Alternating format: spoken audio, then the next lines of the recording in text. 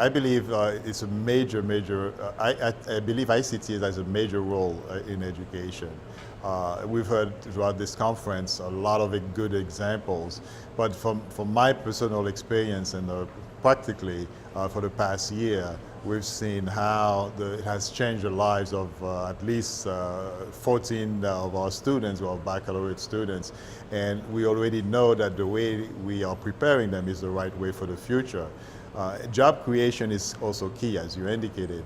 So as part of our program, we are also creating a new company. We will be creating a new company in Lekai in the South to be able to provide our graduates with work, and so that when they're graduates, instead of just going out and not do anything, they'll be able to move directly into a position where they can perform for the future.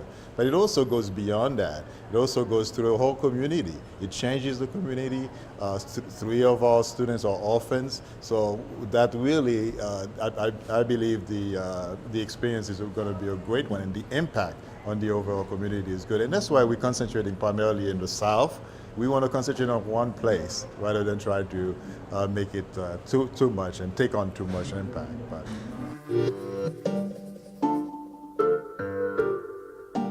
Because as part of our job creation process, in creating the company here, one of our goals is to promote the new skills that have been attained through this program to international companies. Our company in the marketware international side, our focus is in financial services. And today, as an example, we take a lot of our work over to Canada as well as to India. So our goal is to really, starting with us, to start sending some of our work to our graduates within this new company, but also to promote their skills to other companies, not only in the US, but Canada is a great example, and the language is really tied in. For example, in Quebec, we're trying to do that as well. But that we want them to outsource their work to our students in Haiti through this program, to this new company, and then be able to use some of the revenues from that company to recycle back into the program, so that like this we can go and scale and get more students. But yes, we want Haiti to be known and to be seen as a real outsourcing spot. And we believe it can happen. Today, for example, we deal with India. The time barrier, the time zone is very difficult. We have to be up at 9 p.m. in order to communicate with the team in Bangalore. Well, Haiti is in the same time zone. So just as that as an example, and we are doing our program in English, and one of the reasons we're doing it in English, not so that we don't believe Creole is not important, it's totally important, but in English allows them, this is the international language, allows them to be able to communicate with outside companies. And I believe that we're very passionate about that, and I know it's going to happen.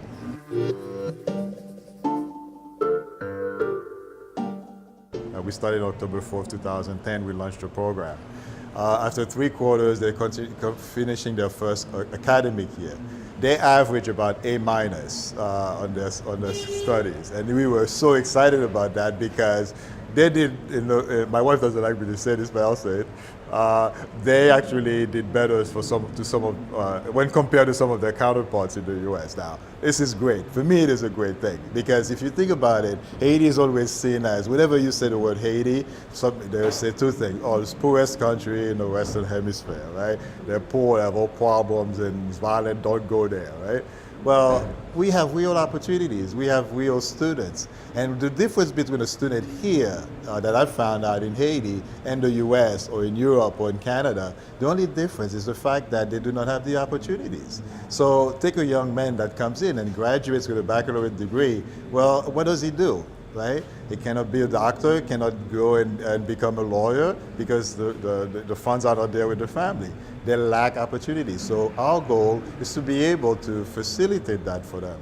Our students do not pay anything, but what we do ask them to do is really to reach out to the community, to really actually go out and clean the beaches or go to orphanages and help. So like this, we want to invest into them, but we also want them to invest into the community. So it's really the person, we're forming the person, but our students are able to do it. And I think, it's like in India, we have people resources. I believe our greatest assets in Haiti is really the human resource that we have, and that's what we are concentrating on.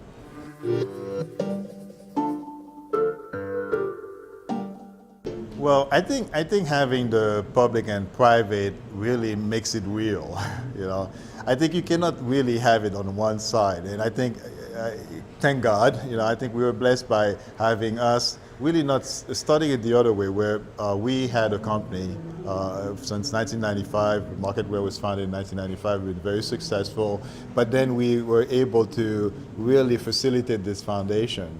And I think, and we bring in a lot of our expertise, a lot of our experience, a lot of our networking from a business perspective, and looking at the nonprofit side really purely from a business, and we're running it as an organization.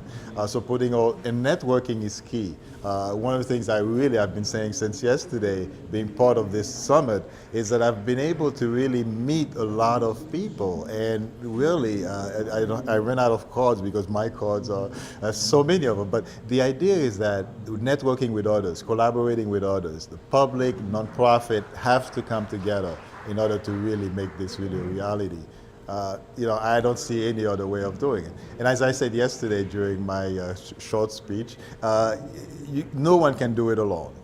So I will really encourage those that may not have a company behind their nonprofit, to really try to perhaps really connect with those that are in business, and try to see how they can leverage and collaborate.